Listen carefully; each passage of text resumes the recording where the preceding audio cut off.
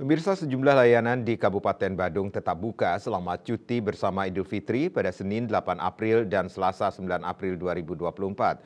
Seperti halnya Dinas Kependudukan dan Pencatatan Sipil Disduk Capil Badung tetap buka untuk memastikan bahwa masyarakat yang memiliki keperluan mendesak terkait urusan kependudukan dapat tetap dilayani.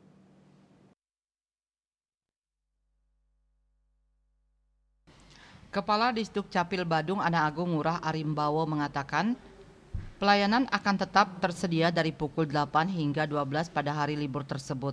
Pihaknya tetap buka melayani di hari libur dari Senin hingga Selasa berdasarkan kesepakatan bersama dengan Kadisduk Capil Kabupaten Kota dan Provinsi Bali. Selama 2 hari cuti bersama ini, layanan kependudukan yang disediakan mencakup pencatatan sipil dan IKD. Respon dari masyarakat terhadap keputusan ini cukup baik dengan jumlah permohonan layanan yang cukup signifikan.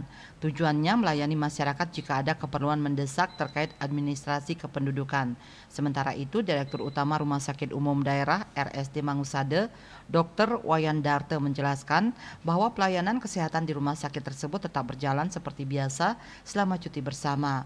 Meskipun pada libur Idul Fitri, beberapa layanan akan berhenti selama 2 hari, namun layanan di instalasi gawat darurat IGD akan tetap tersedia. Selain itu, untuk memberikan penghargaan kepada para pegawai, THR tunjangan hari raya telah diberikan kepada pegawai Badan Layanan Umum Daerah BLUD di RSD Mangusade. Sebanyak 550 tenaga kontrak BLUD, termasuk dokter, dokter spesialis, perawat, bidan, dan tenaga administrasi, menerima THR sesuai dengan anggaran yang telah disiapkan. Bali Post melaporkan.